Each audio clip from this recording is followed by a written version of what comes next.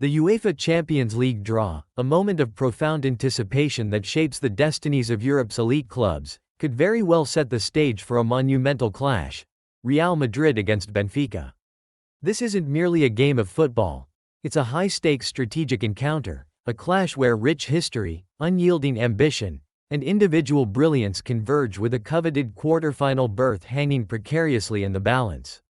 For Real Madrid, the Champions League is their spiritual home, a competition they've dominated with an almost mythical grip, their iconic white shirts synonymous with continental glory. Their unparalleled pedigree demands victory, and every season brings renewed pressure to extend their record-breaking legacy. The weight of expectation from their global fanbase is immense, fueling their relentless pursuit of the trophy.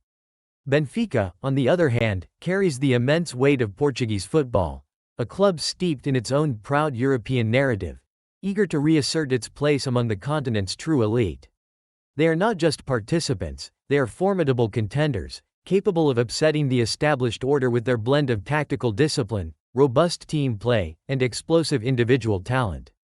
The prospect of these two storied clubs meeting ignites a tactical fuse, promising a contest where every pass, every tackle, and every split-second decision on the pitch will be magnified under the intense, unforgiving glare of the Champions League spotlight.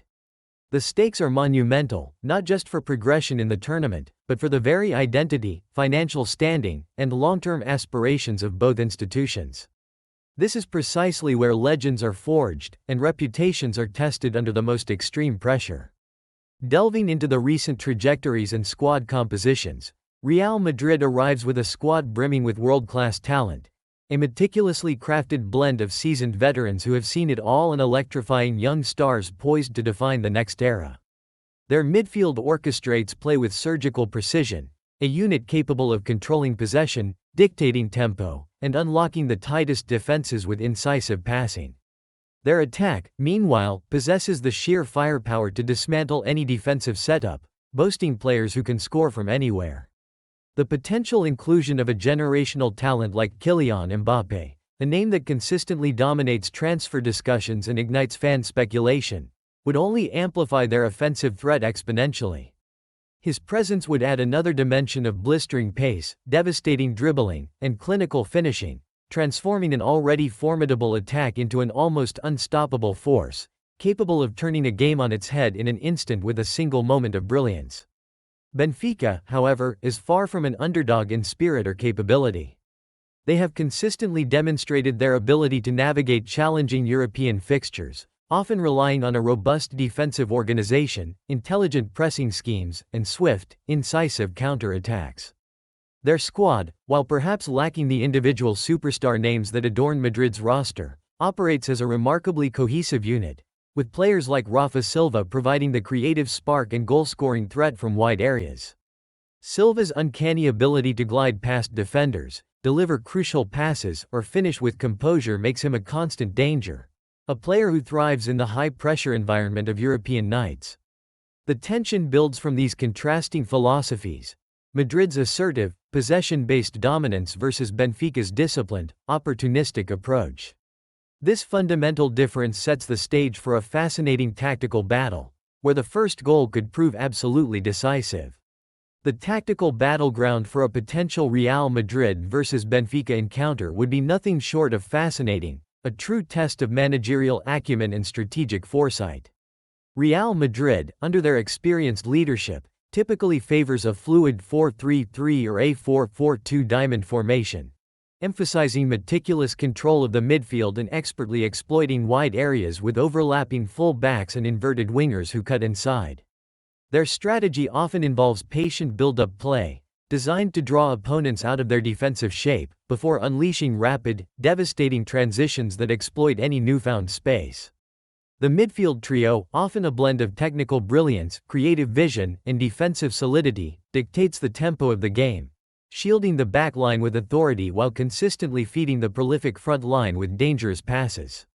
Benfica, conversely, would likely deploy a more pragmatic and disciplined 4-2-3-1 or a compact 4-4-2, prioritizing defensive solidity above all else and focusing on quick, incisive transitions.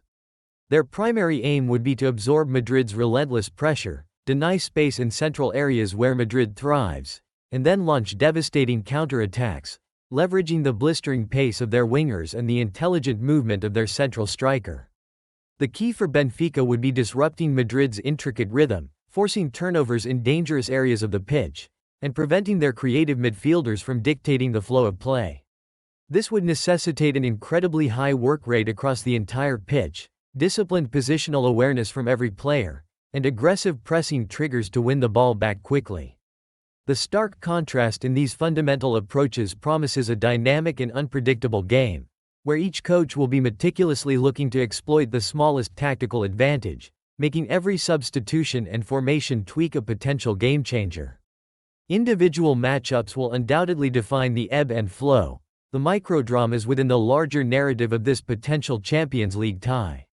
Should Kylian Mbappé feature for Real Madrid, his direct duel with Benfica's right back would be a critical flashpoint, a contest of speed versus resilience. Mbappé's explosive acceleration, mesmerizing dribbling ability, and clinical finishing demand constant, unwavering attention, potentially forcing Benfica to commit extra defensive resources to that flank. This commitment, while necessary, could inadvertently open up crucial space elsewhere on the pitch for other Madrid attackers to exploit.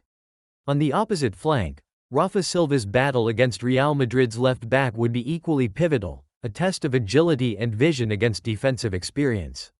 Silva's uncanny agility, exceptional vision, and his knack for finding dangerous pockets of space could trouble even the most seasoned defenders, creating significant chances for Benfica through his intelligent movement and decisive actions.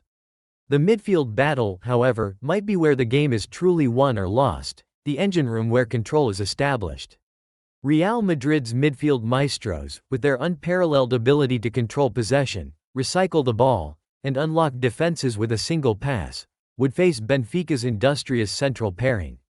This Benfica duo would be tasked with the monumental challenge of breaking up play, winning second balls, and initiating their own attacks from deep. The ability of Benfica's midfielders to press effectively, deny Madrid's playmakers time and space, and disrupt their passing lanes will be absolutely crucial to their success. Conversely, Madrid's defensive midfielders will need to be incredibly vigilant against Benfica's quick breaks and the late, surging runs from their attacking midfielders.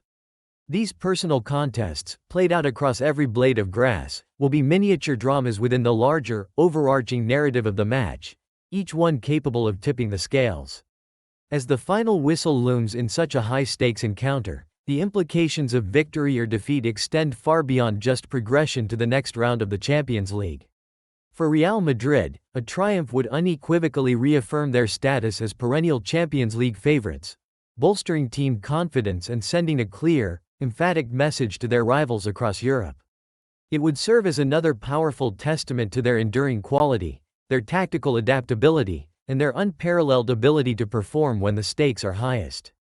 For Benfica, a hard-fought victory would represent a significant statement, a powerful declaration of their resurgence on the European stage, and a potential springboard for deeper runs in future competitions. It would validate their meticulous tactical approach, the quality of their squad, and their belief in their collective strength.